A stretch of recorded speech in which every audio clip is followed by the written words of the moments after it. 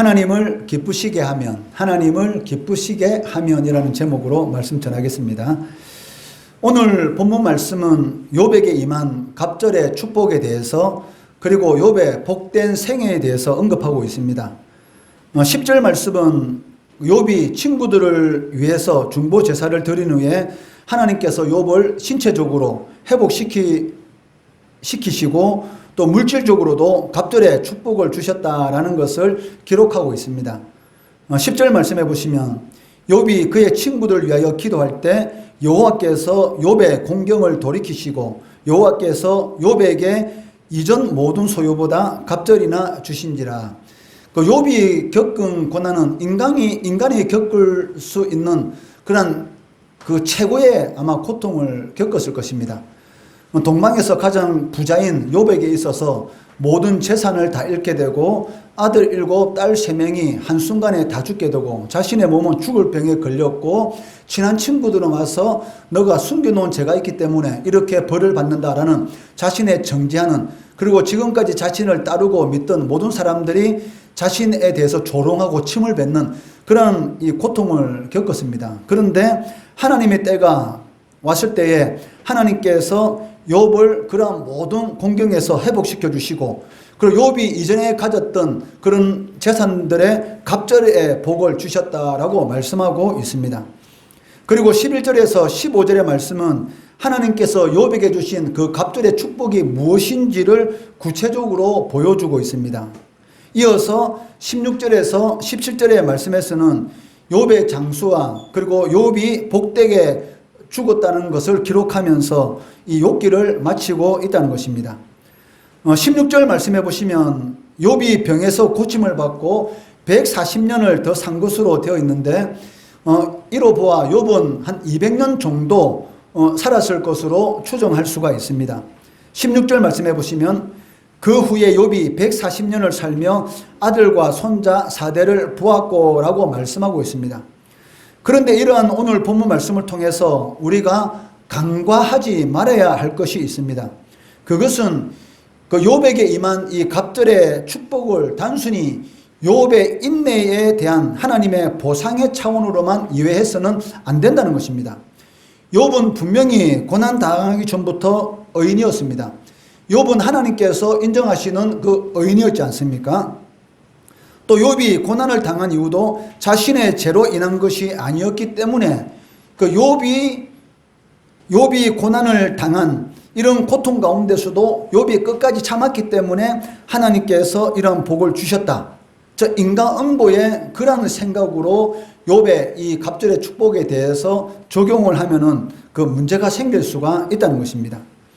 그렇기 때문에 그 욥에게 인한 이런 회복과 이런 갑절의 축복은 단순히 욥의 신앙에 대한 그런 보상의 차원에서만 이해할 것이 아니고 그 하나님의 절대적인 주권, 그 하나님의 섭리 안에서 우리가 이 욥의 회복에 대해서 생각해 볼 필요가 있다는 것입니다.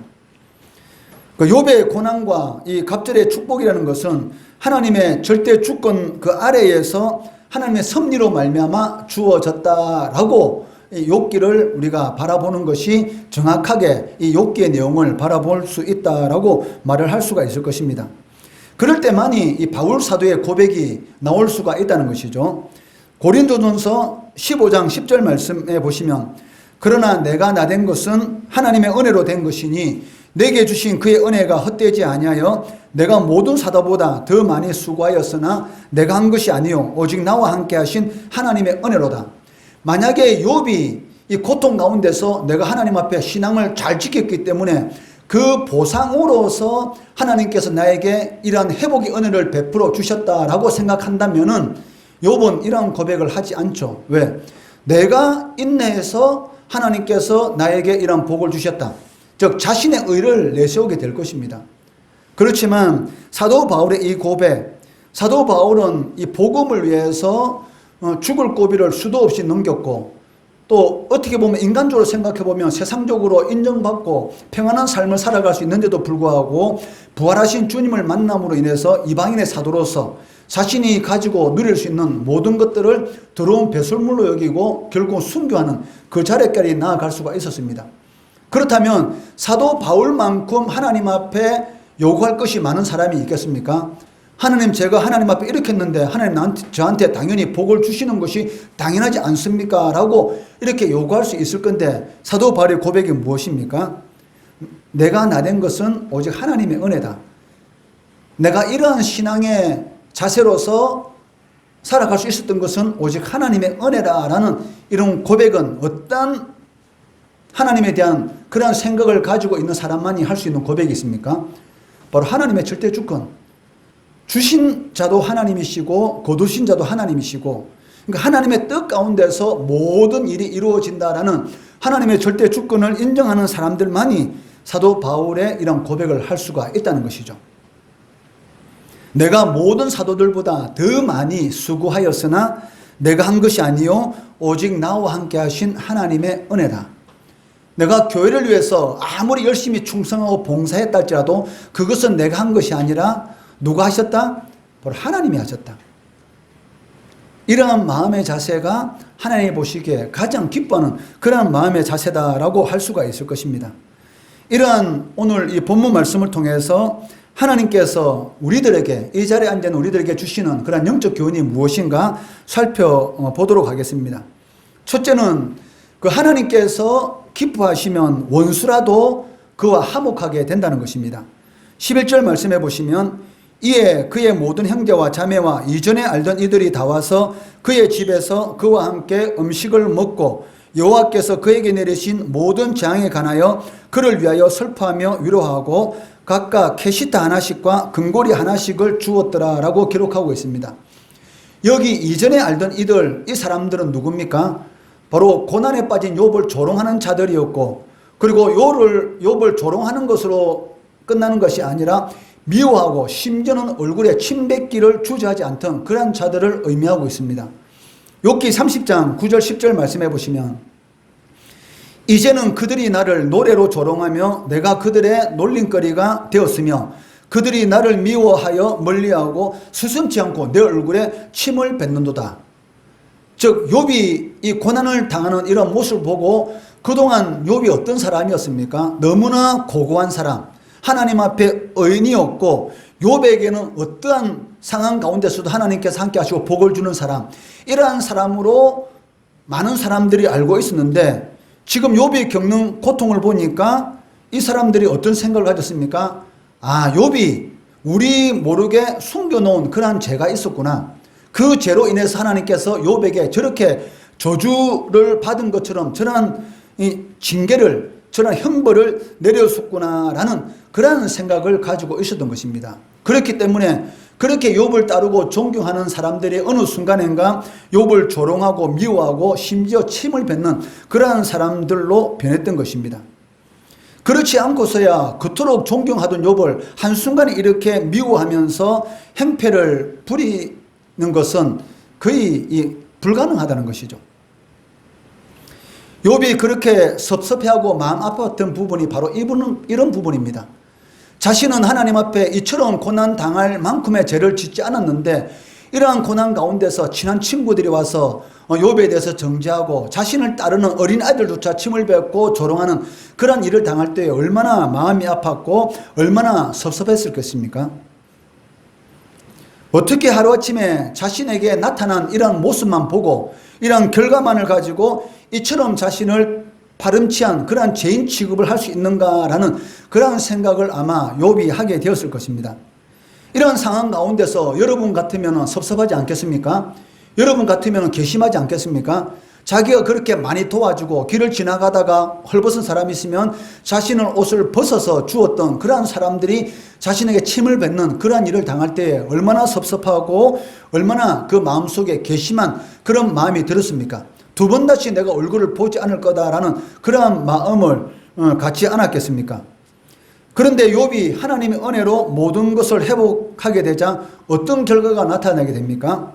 이전에 알던 이들, 욥을 그렇게 조롱하는 사람들, 마치 원수와 같이 자신을 대하던 사람들이 욥에게 찾아와서 죄송하다고 하고 회개하고 그리고 욥에게 제물을 바치는 그런 모습을 볼 수가 있다는 것입니다. 11절 말씀해 보시면 이에 그의 모든 형제와 자매와 이전에 알던 이들이 다 와서 그의 집에서 그와 함께 음식을 먹고 여호와께서 그에게 내리신 모든 재앙에 관하여 그를 위하여 슬퍼하며, 즉 잘못했다 용서를 빌었던 것입니다.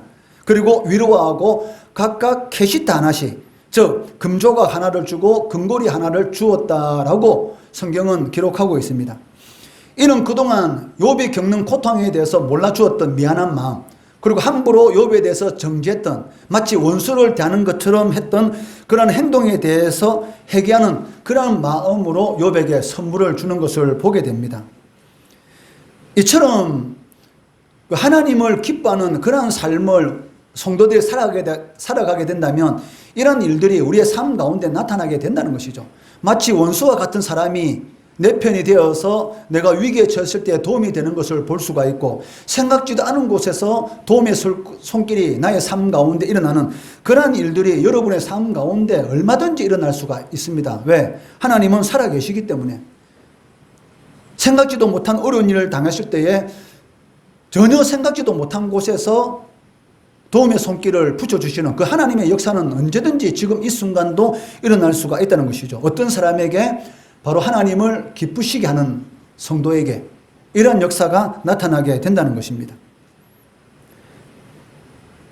그렇기 때문에 하나님과의 관계가 악하게 된다면 그것은 될 일도 되지 않는다라고 할 수가 있을 것입니다. 마치 머피의 법칙이 적용되는 것처럼 앞으로 뒤로 넘어졌는데 코가 깨어지는 그런 일들이 나타날 수가 있다는 것이죠. 베드로는 하나님께서 주신 아내를 귀하게 여기지 않으면 기도 응답이 없을 것이다 라고 경고하고 있습니다. 베드로전서 3장 7절 말씀해 보시면, 남편들아 이와 같이 지식을 따라 너희 아내와 동거하고 그를 더 연약한 그릇이요 또 생명의 은혜를 함께 이어받을 자로 알아 기여기라. 이는 너희 기도가 막히지 아니하게 하려 함이라. 아내의 마음을 아프게 하는 사람의 기도도 하나님께서 듣지 않는다라고 말씀하셨는데, 하물며 하나님의 마음을 아프게 했다. 그러면 하나님께서 그 사람에게 은혜를 주시겠습니까? 그거는 말할 필요가 없다는 것이죠. 한 사람의 마음을 아프게 했는데도 하나님께서 기도를 막히게 하신 하나님이 하물며 하나님의 마음을 아프게 한 사람에게 하나님께서 은혜를 베풀어 주신다? 그거는 말이 되지 않는다는 소리입니다. 그런데 반대로 하나님을 여러분들이 기쁘게 한다면 어떠한 일이 일어나겠습니까? 그 솔로몬은 이렇게 기록하고 있습니다. 잠언 16장 7절 말씀해 보시면, 사람의 행위가 여호와를 기쁘시게 하면 그 사람의 원수라도 그와 더불어 화목하게 하시느니라. 하나님을 기쁘게 하는 그런 삶을 살아가게 되면 원수도 나를 찾아와가지고 하치는 하고 너와 좋은 관계를 유지하고 싶다라는 그런 역사가 일어나는 것을 볼 수가 있다는 것이죠.